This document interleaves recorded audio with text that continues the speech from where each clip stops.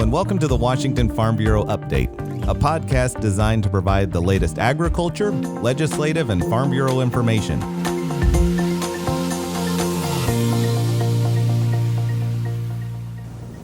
Well, hello, everyone, and thanks for joining in. I'm Ben Tyndall.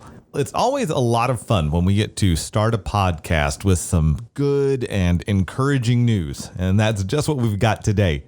But for those of you who may be more melancholy in disposition, don't worry, there's some frustrating tidbits that we'll talk about as well, so stick around. But let's start with the good stuff. If you have been keeping up with Farm Bureau through email or social media, you undoubtedly are aware that we were fortunate to work with the state of Washington and in particular the governor's office to acquire a large surplus of face masks and hand sanitizers. We have had literally boxes upon boxes of cloth face masks, as well as thousands and thousands of gallons of hand sanitizer. And we've been working to get these supplies out to farms throughout the state as you all strive to protect your farm workers and to meet the needs that this pandemic has demanded. So, I am joined on the phone by Bre Elsey, our Assistant Government Affairs Director, who has been the point person in coordinating these supplies with the governor's office and is working to get this out to the farmers. Bre, as always, thank you for taking the time and being a part of today's podcast.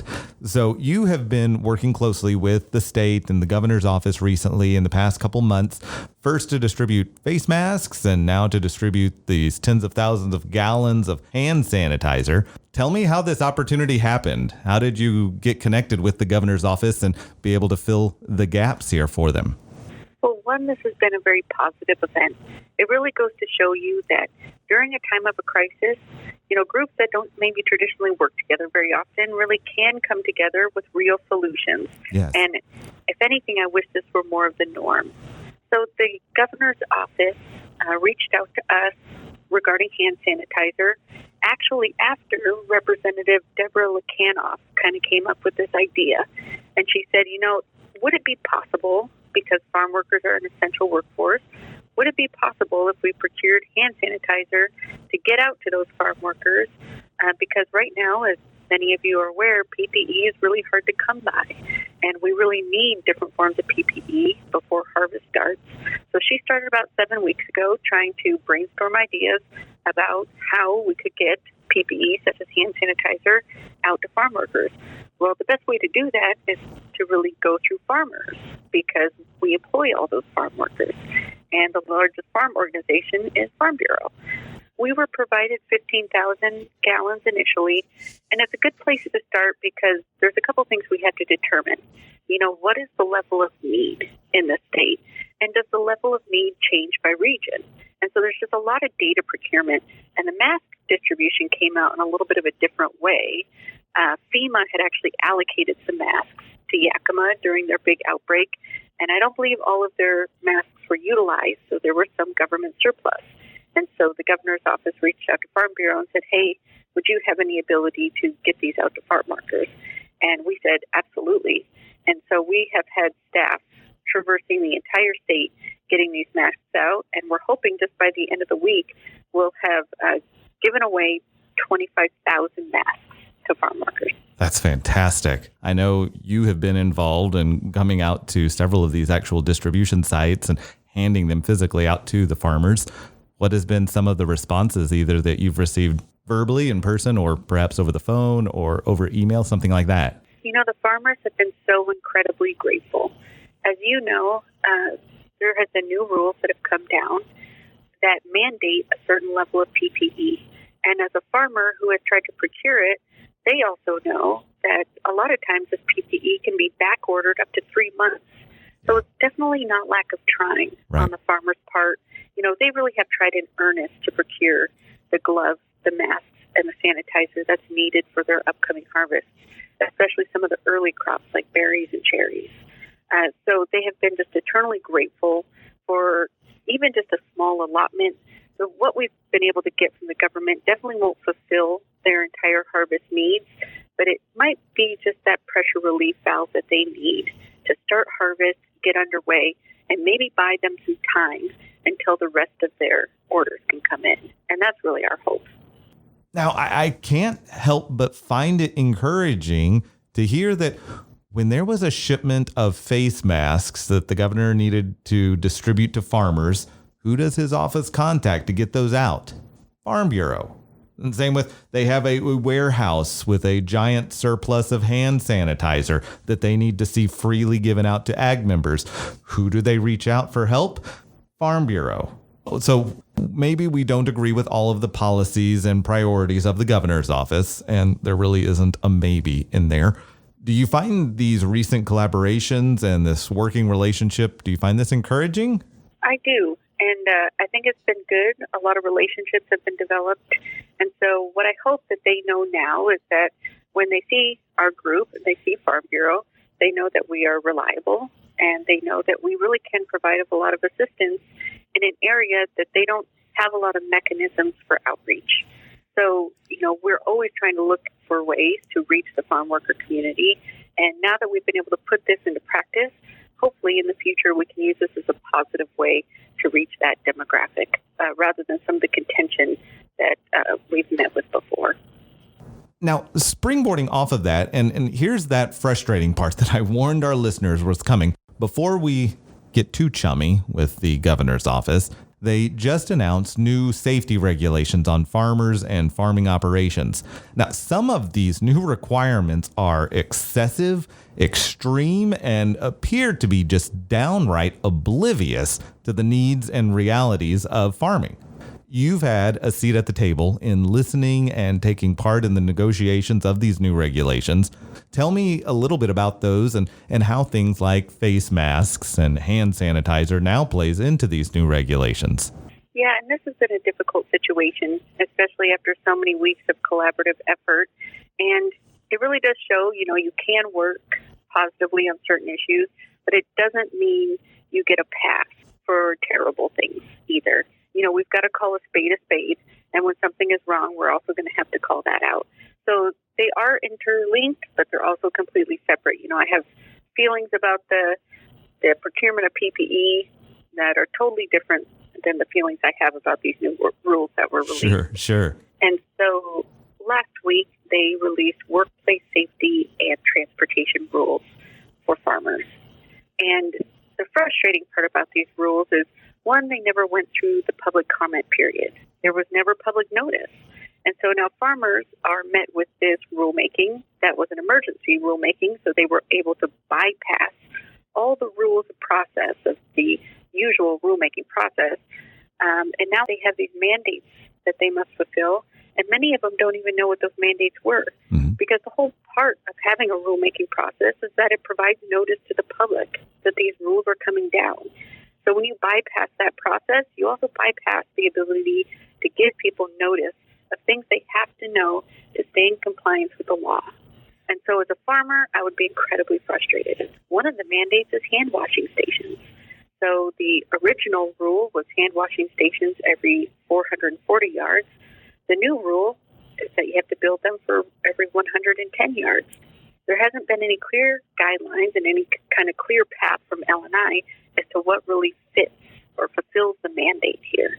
So as a farmer going into June 3rd with a looming $10,000 fine for noncompliance, what does compliance even look like? Wow. And so I know farmers are very frustrated right now, trying to figure out how they can start harvest with a lot of rules that are just relatively unknown at this point. So it sounds like basically you could be punished rather excessively for not complying with a half-baked idea. That is ridiculous. Right. And there's nothing more frustrating than seeing a process that looks like you're being set up for failure. If we genuinely want agriculture to do well and agriculture to survive, we really need to set them up for success. And these rules just don't. I mean, it mandates PPE that doesn't exist. It mandates gloves, masks, and hand sanitizer. And like we talked about previously, you cannot procure in a timely fashion. So some of these requests are back ordered several months. Your harvest season's over by the time you might finally be able to procure the mandated PPE. So what does a farmer do when faced with the fact that they can't procure the mandated PPE, but their harvest starts tomorrow? Sure. What are their options at that point? And I know there's a lot of anxiety in the agriculture world right now because of that. There's also testing requirements, that you have to make tests available. As we know, that's kind of a hit or miss situation right now. Sometimes you can get availability to test, and sometimes you can't. Let's see, there are variance options at the end, but again, right now we don't even know what will qualify for a variance. So you can put forth a plan that says, I think X, Y, and Z fulfills the mandates that are required in the new rule. And you submit that to L&I, and they say yay or nay. They give you the thumbs up, the thumbs down as to whether or not your plan does enough to provide the safety that they had outlined. But because we have such little guidance from L&I right now, it's very hard to know if those plans are going to be successful, if that variance request will end up going through. So again, that provides a lot of uncertainty to farmers. And it's been hard. A lot of farmers ask us, what are we supposed to be doing? What are our options? And it's hard to tell somebody that there aren't a lot of options. Yeah. How do you procure things that don't exist? I don't know either. And there's some other mandates in here that I don't think they'll be able to even legally fulfill. So one is transportation. So if your employee comes to work and carpools, but he carpools with somebody who is not a family member, what do you do with that employee? So the rule states that you can only carpool with a family member. What is an employer supposed to do if your employee carpools to work with someone that's not a family member? So L&I has asked you to enforce something, but given you no guidelines on how you're actually supposed to enforce it. Sure. And legally speaking, how much can an employer do about an employee's personal property? Mm-hmm. That car belongs to him. That employer doesn't have rights as to what happens inside that car. So it's just questionably legal throughout this document as well. And there's another point in the rulemaking where it says, you have to assure your employee stays home. Well, again, questionably legal. How can an employer guarantee that their employee on off hours stays inside their private residence? They have asked employers to guarantee things that it's questionably legal whether or not they could ever guarantee something like that. Mm-hmm. So again, are we setting up our employers for failure at this point? And that's a pretty scary precedent, I think. And there's a lot of other questions we had. Why go through the emergency rulemaking process? Why not let the public know and give them the opportunity to provide comment? Providing comment is actually a great way to avoid unintended consequences. Yeah. It screams of folks who have never worked a day in agriculture, creating rules for agriculture. And it's evidenced also by the numbers they pick up. These kind of arbitrary numbers they put out there, like a 110 yards. What's the science behind 110 yards? Mm-hmm. When we asked the governor's office, they could never explain. Really? They never could justify how they came up with the numbers they did. If they promote safety, if they were based on CDC guidelines, there's never an instance where they say this is why. And the other kind of arbitrary number that came up was in housing. The 15-person cohort. If you live, work, and eat in a group of 15, the hope is that your transmission risk will be lower. But a group shelter or a cohort are bunk situations, which means bunk beds. A bunk bed comes in twos. That's an even number. So who thought of a bunk bed rule that said, you know what, the magic number is 15? Only a government official. Oh, right. I mean, don't you think at least it would be divisible by 2? You would think. Whose bright idea was it to be like, you know what, 15 is the safe number? So when you read through these rules, they just scream bureaucrat. Well, Bre, I think I can speak for many by saying thank you for the work that you and Tom as well put into advocating for farmers. It is certainly needed here, and I appreciate this update very much. Farm Bureau is working hard to analyze all the new rules and try to offer recommendations to our members. So recently you probably saw an email go out that had a list of recommendations should you be confronted with certain issues. And it is worth reading those and being aware of your rights, because you do have some. I know it might feel hopeless right now, but you really do have the ability to say no at some of these times. We are going to continue to update you as the situation progresses, and if we find we have avenues to try to improve this situation, we will be notifying you right away. So if I were a Farm Bureau member, I'd be looking closely at my email, looking closely at my Facebook, because even if we had additional hand sanitizer or masks, you would be the first to know. We'd be trying to reach you via those two methods. And if there's any kind of update to the rules or any rollback of the requirements, that's how we'd be getting it to you instantly. So please check back because I know there's going to be more to this. Wise words. Thank you, Bre, for the update. With that, let me say to you, our listener, that the good news is that it is not over. Let's end this episode on a positive note. I want to reiterate Bre's encouragement to stay connected with Farm Bureau. Make sure that you're getting our email updates. Those are vital. If you're on social media, check us out and engage with us in this process. Yes, these regulations seem like a bureaucrat's wish list.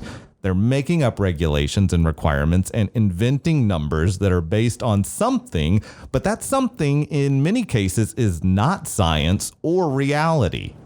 There are these vague and unidentified regulations that are being placed on agriculture in this ready, fire, aim sequence. Farm Bureau was at the negotiating table and warned that these poorly constructed rules wouldn't work, they're too expensive, and they're flat out unrealistic in many cases. So to re-emphasize the need to stay connected, earlier this week, Farm Bureau sent out an email outlining new adjustments that have been made by the governor's office. Their office is coming back with more definition and more clarity as they're seeing a need to redefine these requirements that they're putting on the agriculture community. So stay engaged with us, stay engaged with Farm Bureau, keep in contact with us as this is an issue that is changing. We want you to be the first to know. Well, I think that wraps it up for us. The WFB Update is a production of the Washington Farm Bureau, the voice of agriculture in Washington State, ensuring our family farms continue to feed the world. To learn more, visit our website at www.wsfb.com.